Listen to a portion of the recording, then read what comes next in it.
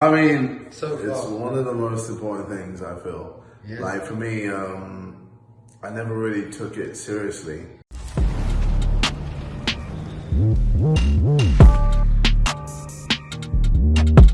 What's going on, people? It's Harvey back with another video. Obviously keeping that consistency. We're in day 547 of lockdown. I'm joking, it's not that long, but it feels like that long. But we're nearly there. Let's just stay strong, keep sane, and stay home, most importantly. Today, I'm going to be talking about how I made KSI injury free during his fight, well, the build up to his fight against Logan Paul. So without further ado, let's get into the video. Firstly, I was introduced to KSI by Vidal Riley, who I've been seeing for less than 3 years now. But long story short, KSI needed a new physio for his fight. Vidal Riley introduced me to KSI. We done a trial session, and from then I was on board, I was in the team. Yeah, obviously there was chemistry and he saw the talent. But before I even started treating KSI, I done a full thorough assessment of his body, head to toe.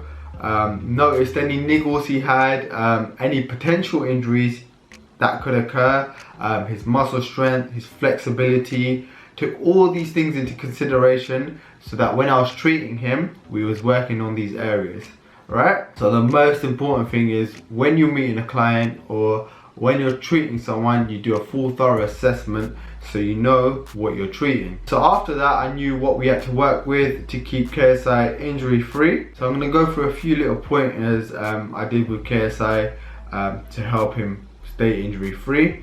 The first one is always before every training session, me and JJ carried out a warm-up. Obviously in the warm-up we carried out dynamic stretches. Aim of the warm-up was to build up his heart rate so he's ready for his training session, warm up his muscles, activate all of his muscles to obviously reduce his chances of getting injured. After the training session we carried out a cool down. This consisted of deep breathing exercises followed by a full body stretch, holding each stretch for a minimum 30 seconds because that's the most physiological effect. I'm going to go into the more physiological reasons of like warm-ups, cool downs in another video.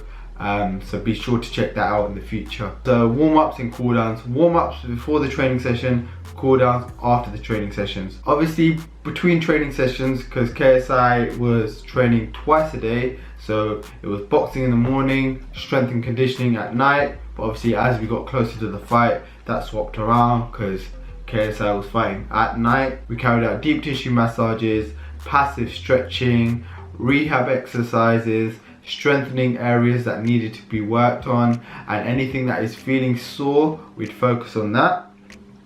Obviously this is to improve the circulation, the blood flow around the areas, around the muscles, to allow them to contract properly, so when he's back to his training session in the evening, his muscles are working efficiently and effectively. With each of my clients, you have to adapt to their style. You got to tailor it towards individual needs. It can't be generic. It can't be, okay, I've got 10 fighters for my clients. I've got 10 fighters. I have to do exact same treatment for all of them. No, you have to tailor it towards their needs. For example, JJ likes to run a lot. So obviously we was working on his muscles that he used for running. Because if we was working on other muscles and not the running muscles, it wouldn't make sense. So make sure, like for future physios, for physio students, always tailor your treatments towards your clients' needs. All in all, it's very important to build a good relationship with your clients or with your patients, because that's what brings out the best in both you and them. Why is it good working with KSI? There's many reasons. He's a quick learner, so if I was to tell him, alright JJ, we've overtrained, we need to rest your body to prevent any injuries, or we need to stretch out to improve your flexibility, he won't just say, oh yeah, come, let's do it. He would ask why, so he wants to know why, which is good because it's important for your patients and clients to understand what you're doing and why you're doing it, because they're more likely to comply to it. So that was really good. I get a lot of questions saying, will you continue to work with JJ? Yes, I have still been working with JJ since his fight against Logan Paul. Potentially, you may see another fight. KSI versus Jake Paul, but in my opinion that has to be at light heavyweight. Obviously we're the A side, so we decide what weight that is. And in the UK, when working with fighters, when working with professional athletes, or even like day-to-day clients, it's always good to have a solid team around you. And with JJ, I was blessed to have an amazing team around me. Winners, like-minded people, striving for greatness. So I just want to say shout out to Vidal Riley, shout out to Leon Williams, Steve, Coach Larry Wade, Jeff Mayweather, Amir, Stitch, who else? Coach Larry Wade, my bad if I miss you out, it's all love, but having a good team is so important. Everyone stuck to their roles to ensure KSI won the fight, which he did. So that was it, guys. That was how I made KSI injury free for his fight against Logan Paul. Be sure to like this video, subscribe and turn the notification bells on.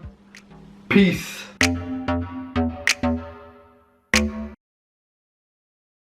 What's up, man? You good? I'm good, I'm chilling. Good, man. yeah? How's physio been for you then? I mean, so far, it's one of the most important things, I feel. Yeah. Like for me, I never really took it seriously. Yeah.